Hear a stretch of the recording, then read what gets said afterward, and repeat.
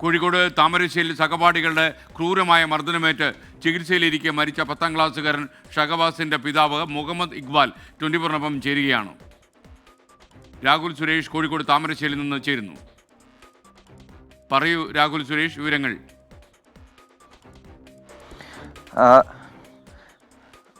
SKN ഷഹബാസിന് നീതി ലഭിക്കണം, അതിനുവേണ്ടിയുള്ള നിയമ പോരാട്ടം കുടുംബം ആരംഭിച്ചിരിക്കുകയാണ്. ഈ നിമിഷം ഷഹബാസിൻ്റെ പിതാവായിട്ടുള്ള മുഹമ്മദ് ഇക്ബാലാണ് നമ്മുടെ കൂടെ ചേരുന്നത്. ഇനിയിപ്പോൾ എങ്ങനെയാണ് മുന്നോട്ട് പോകുന്നത്? സാമ്പത്തികപരമായിട്ട് നമ്മളെ കയ്യിലൊന്നുമില്ല. ഇവിടുത്തെ ഗവൺമെൻറ്റും നീതിപീഠവുമാണ് നമ്മൾ ഉറച്ച വിശ്വാസത്തിലുള്ളത്.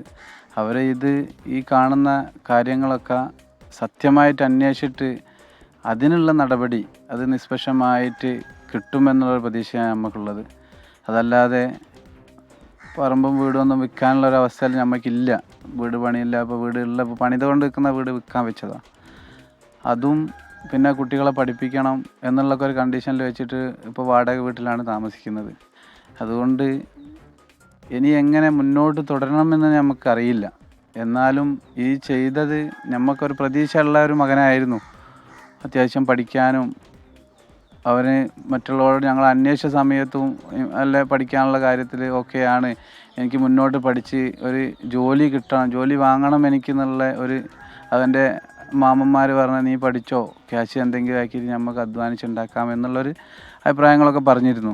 അതൊക്കെ കേട്ട് അവനൊരു ഉത്സാഹത്തോടു കൂടി വീട്ടിലിരുന്ന് പഠിച്ചുകൊണ്ടിരുന്ന പയ്യൻ വീട്ടിൽ നിന്ന് വിളിച്ച് കൂട്ടിക്കൊണ്ടുപോയിട്ടുമാണ് ഈ ഒരു ദാരുണമായ കൊലപാതകം നടന്നത്.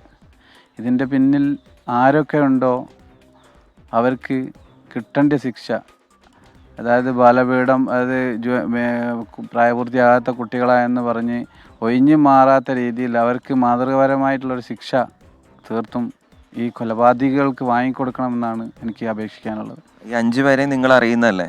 5 പേരെ എൻ്റെ പയ്യൻ്റെ സുഹൃത്തുക്കളുണ്ട്, അതിൽ ഇവരെ അറിയുന്നവരാണ്. പക്ഷേ ഇതിൻ്റെ മുന്നേ ഒരു അക്രമാസക്തമായിട്ടോ ഒരു വാക്കേറ്റമോ ഇവനുമായിട്ട് ഉണ്ടായിട്ടില്ല. ഇത് ആവേശത്തിൻ്റെ പുറത്ത് അവർ സംഘം ചേർന്ന് ഗൂഢാലോചനപരമായിട്ട് വീട്ടിൽ നിന്ന് ആയുധങ്ങളുമായിട്ട് വന്ന കാഴ്ച നമുക്ക് കാണാൻ കഴിഞ്ഞത്. ഞാൻ രാവിലെ ജോലിക്ക് പോയി കഴിഞ്ഞ് 5 മണിയായി വന്ന് കൈയും കാലും കഴുകി ആ സമയത്താണ് നമ്മൾ അറിയുന്നത് ഞാൻ മകന് ഇങ്ങനെ പോയി. പിന്നെ അവിടെ വന്ന് കിടക്കൽ ബെഡിൽ കമന്ന് കിടന്ന് അവനൊന്നും ഒരു അക്ഷരം പോലും സംസാരിക്കാൻ പറ്റാത്ത അവസ്ഥയിലായിപ്പോയി. അത് അറിഞ്ഞു കഴിഞ്ഞപ്പോഴേക്കും നമ്മൾ സമയം വൈകിപ്പോയി, നമ്മൾ കൈവിട്ട് പോയി. അത്രയും പെട്ടെന്ന് നമ്മൾ വണ്ടി സൗകര്യങ്ങളൊന്നും നമുക്കില്ല. നമുക്കൊരു മറ്റുള്ളവരെ ആശ്രയിച്ചിട്ടുള്ള ഒരു ജീവിതമായിട്ടാണ് നമ്മൾ പോകുന്നത്. വണ്ടിയും കാര്യങ്ങളും റോഡ് വീതി കുറഞ്ഞ റോഡായതുകൊണ്ട് വണ്ടി വരുന്നു. ആ ഒരു സാഹചര്യം വെച്ച് നോക്കുമ്പോൾ വളരെ ദയനീയമായ ഒരു അവസ്ഥ. നമ്മളെ വീഴ്ച പറ്റിയോ അന്വേഷിച്ച് നോക്കുന്ന നേരം അതല്ല, വേറെ അസുഖങ്ങളായിട്ടൊന്നുമല്ല, അവന് ഒരു അസുഖവും ഇല്ലാത്തൊരു കുട്ടിയാണ്. അതുകൊണ്ടൊരു പ്രതീക്ഷയാണ് നമ്മൾ കൈവിട്ട് പോയത്. പ്രതികൾക്ക് എന്തെങ്കിലും സ്വാധീനമുള്ളവരാണോ? പ്രതികൾ എല്ലാവരും സ്വാധീനമുള്ള ആളുകളാണ്. രാഷ്ട്രീയത്തിലായി കഴിഞ്ഞാലും ഒരു പ്രതിയുടെ ആള് പോലീസിൽ വർക്ക് ചെയ്യുന്നുണ്ട്, അതിൽ അമ്മ ടീച്ചറായിട്ട് വർക്ക് ചെയ്യുന്നുണ്ട്. അവർക്കൊക്കെ ക്യാഷ് ഉണ്ട്, സ്വാധീനം ചെലുത്താൻ കഴിയും. നമുക്കതൊന്നുമില്ല, ദുർബലരാണ്. ഇതുപോലെ ആളുകൾ ഒരുപാടുണ്ട്. ഇങ്ങനെ സംഭവിക്കുന്ന സമയത്ത് ഒന്നും ചെയ്യാൻ പറ്റാത്ത അവസ്ഥയിൽ. അതുകൊണ്ട് ഈ സമൂഹവും ഗവൺമെൻറ്റും നീതിപീഠവും ഇത് കണ്ടുകൊണ്ട് അതിന് വേണ്ട ശിക്ഷ പരമാവധി വാങ്ങിക്കൊടുക്കണമെന്നാണ്. ഒരു രാഷ്ട്രീയത്തിലോ ഒരു മറ്റ് ഇതിലോ സ്വാധീനമൊന്നും ചെലുത്താത്ത രീതിയിൽ ഇനി മറ്റുള്ളൊരു കുട്ടികളിലേക്ക് ഇത് ആവർത്തിക്കാൻ പാടില്ല. ഇതിൽ നിൽക്കണം. ഇന്നലെ ഞാൻ എൻ്റെ മരിച്ച മകൻ്റെ ഫ്രണ്ട്സിനോട് ഞാൻ പറഞ്ഞത് നിങ്ങളിൽ ഇതിവിടെ അവസാനിക്കണം, ഇവനോട് കൂടി ഇത് അവസാനിക്കണം. ഇതൊരു വാശിയോ വെറുപ്പോ വൈരാഗ്യമോ ആയിട്ട് മുന്നോട്ട് കൊണ്ടുപോകരുത്. എൻ്റെ കുട്ടിയെ ഞാൻ ഉപദേശിച്ച് കഴിഞ്ഞാൽ അവിടെ നിൽക്കും. അതല്ല, അതിന് പ്രേരണ കൊടുത്തു കഴിഞ്ഞാൽ വീണ്ടും ഇനിയും അക്രമാസക്തമായിട്ട് മറ്റുള്ള കുട്ടികളിലേക്കും ഈ ഒരു വാസന വന്നു കഴിഞ്ഞാൽ നമ്മൾ സമൂഹം വളരെയേറെ വിഷമത്തിലേക്കായിരിക്കും പോകുന്നത്. അതുകൊണ്ട് നീതിപീഠത്തിനോടും ഗവൺമെൻറ്റിനോടും നമ്മൾ പറയാനുള്ളത്, ഇനി ഈ ഒരു അവസ്ഥ ഒരു അച്ഛനമ്മമാർക്കും ഉണ്ടാവാൻ പാടില്ല എന്നാണ് എനിക്ക് കരഞ്ഞു പറയാനുള്ളത്. നമ്മളെയൊക്കെ ഞെട്ടിച്ച ഒരു കാര്യം എന്ന് പറയുന്നത് കഴിഞ്ഞ വർഷം ഇതുപോലെ തന്നെ ഒരു സംഭവം ഉണ്ടായി. അന്ന് മാതാപിതാക്കളുടെ സപ്പോർട്ടോടെയാണ് അവർ തിരിച്ചടിച്ചത്. സപ്പോർട്ടോട് കൂടി, അതായത് 9ാം ക്ലാസ് പഠിക്കുന്ന ഇതിൽ പെട്ട പ്രതികളായ ആളുകളിലെ രക്ഷിതാക്കൾ വന്ന് ആണ് ചോദ്യം ചെയ്ത് ഈ 8ാം ക്ലാസ് പഠിക്കുന്ന കുട്ടികളെ മർദ്ദിക്കാൻ വരെ അവർ തുനിഞ്ഞത്. അന്ന് ഇവർക്കൊരു താക്കീതായിട്ട് നിയമപരമായിട്ട് ഒരു ശിക്ഷ കൊടുത്തിട്ടുണ്ടായിരുന്നെങ്കിൽ ഈ ഒരു ഗതി ഇന്നൊരു കൊലപാതകത്തിലുള്ള പ്രതികളായി ഇവർ മാറില്ലായിരുന്നു എന്നാണ് എൻ്റെ ഉറച്ച വിശ്വാസം. ഇത് കരുതിക്കൂട്ടി ചെയ്തതാണ്. അവർ സപ്പോർട്ട് ചെയ്തത് കൊണ്ടാണ് ഈ ഒരു വേദി ആയി കഴിഞ്ഞത്.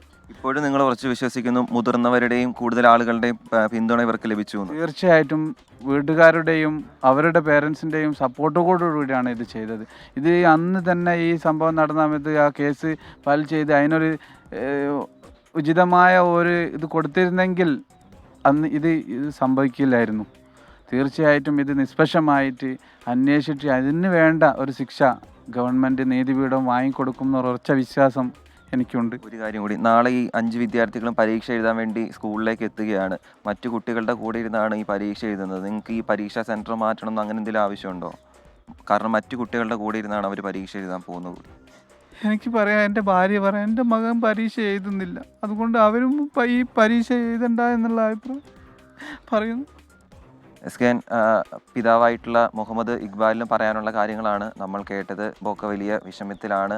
നീതി സർക്കാരിൻ്റെ ഭാഗത്തു നിന്ന് ലഭിക്കുമെന്ന പ്രതീക്ഷയിലാണ് കുടുംബം ഉള്ളത്. കാരണം പ്രതികൾക്ക് രാഷ്ട്രീയമായും പോലീസുമായും ഒക്കെ വലിയ സ്വാധീനമുള്ള ആളുകളാണ്. അപ്പോൾ യാതൊരു സ്വാധീനവും ഇല്ലാത്ത ഇവർ നീതിന്യായത്തിലും അതോടൊപ്പം തന്നെ സർക്കാരിലും പോലീസിലും ഒക്കെ വിശ്വാസം അർപ്പിക്കുകയാണ്.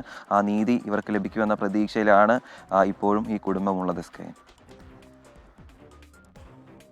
വല്ലാത്ത സങ്കടകരമായ സാഹചര്യമാണ്. ആ വീട്ടിൽ നിന്നാണ് ഈ കണ്ണീർ തോരുക, നമുക്കറിയില്ല.